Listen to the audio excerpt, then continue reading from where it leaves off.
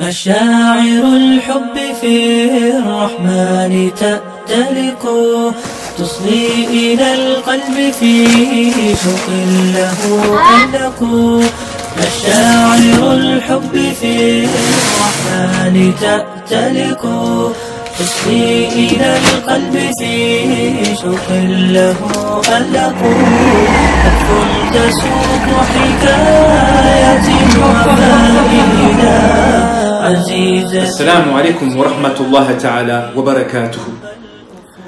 Un jour que je prenais la route du voyage, je récite, comme à mon habitude, l'invocation du voyageur. Et lorsque j'arrive à la parole « Antal khalifatu fil ahl » tu es le calife auprès de notre famille, à savoir le remplaçant. Car effectivement, quand on chemine dans la voie d'Allah subhanahu wa ta'ala, on peut être frappé par une crainte, une peur de laisser les nôtres dans le besoin ou l'insécurité. Du coup, à travers cette invocation, on réalise en quelque sorte la station spirituelle de la remise confiante en Allah, dans le sens où on laisse Allah être le garant, le protecteur des nôtres quand on chemine dans sa voie sincèrement.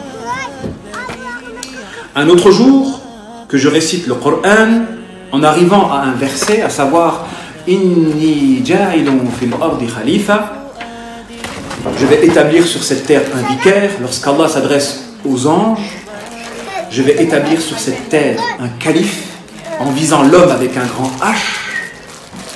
J'ai été envahi par une angoisse, consécutivement à la contradiction entre ce verset coranique et cette parole prophétique. Ce verset coranique où l'homme est le calife d'Allah et cette parole prophétique où Allah est le calife de l'homme. Et pour me délivrer de cette contradiction-là, il fallait que je me penche sur cette tradition rapportée par l'imam Bukhari dans laquelle Allah subhanahu wa ta'ala dit Man aada li waliyan faqad adhantuhu bil harb wa ma taqarraba ilayya 'abdi bi shay'in ahabba ilayya mimma aftaradtu alayhi. Celui qui se livre d'animosité à l'un de mes serviteurs, je lui déclare la guerre. Et il n'y a pas de meilleure chose pour se rapprocher de moi que de faire ce que j'ai rendu obligatoire. ولا يزال عبدي يتقرب إلي بالنوافل حتى أحبه فإذا أحببت كنت سمعه الذي يسمع به وبصره الذي يبصر به ويداه التي يبطش بها ورجله التي يمشي بها. Et il ne cesse de faire des œuvres surérogatoires jusqu'à ce que je l'aime. En parlant de l'homme, le croyant. Et quand je l'aimerai, je serai l'ouïe avec laquelle il entendra, la vue avec laquelle il verra, la main avec laquelle il saisira, le pied avec lequel il marchera. Je suis arrivé à la conclusion que le croyant sur cette terre peut refléter Allah subhanahu wa ta'ala lorsqu'il lui obéit et qu'il multiplie les œuvres surérogatoires. Aussi, le croyant peut devenir un calife d'Allah subhanahu wa ta'ala. Et lorsqu'Allah dit qu'il est le calife du croyant, il sera le calife du croyant par l'intermédiaire d'un autre croyant qui va être calife d'Allah. C'est pourquoi, s'il vous est donné l'occasion de devenir un calife d'Allah en subvenant aux besoins de personnes démunies, alors agissez dans cette voie-là. Et quel meilleur calife que celui qui prend soin de la veuve et de l'orphelin? Car là, il ne s'agit pas d'un voyage avec possibilité de retour. Ici, le papa peut tomber martyr et partir pour ne plus jamais revenir. Et à ce sujet, notre prophète alayhi salatu wa salam a dit dans une tradition que rapporte l'imam Bukhari الساعي على الأرملة والمسكين كالمجاهد في سبيل الله أو القائم الليل صائم النهار. Celui qui veille à subvenir aux besoins de la veuve et du pauvre est comparable à celui qui lutte dans la voie d'Allah, qui veille la nuit en prière et qui jeûne le jour.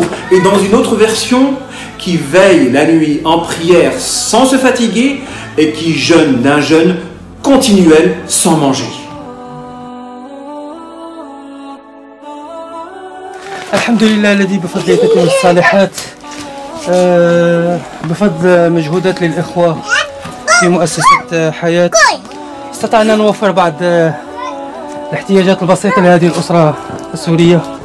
هي عبارة عن بعض المواد الغذائية وبعض الحطب ممكن تكفي لثلاث أو 4 شهور. جزا الله الإخوة كل خير وبارك الله فيهم على هذا المجهود وتقبل الله منهم أعمالهم. جزاكم الله كل خير. جزاكم الله كل خير. الله يعطيكم العافية ويجزيكم الخير. الحمد لله رب العالمين، كله من فضل رب العالمين وبفضل جهودكم. الله يجزيكم الخير. الله يوفقكم وييسر أمركم ويرضى عليكم يا رب. الله يعطيكم العافية ويكثر خيركم إن شاء الله. Et pour finir, je tiens à remercier les membres de l'association Hayat, sans lesquels vos dons ne pourraient être acheminés vers ces endroits au Chad, particulièrement les membres sur le terrain là-bas. Je tiens spécialement à remercier aussi les donateurs, sans lesquels nous ne pourrions mener à bien nos projets.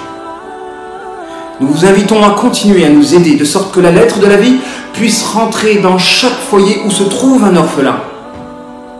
N'hésitez pas à continuer à nous soutenir, ne serait-ce que par un don minime.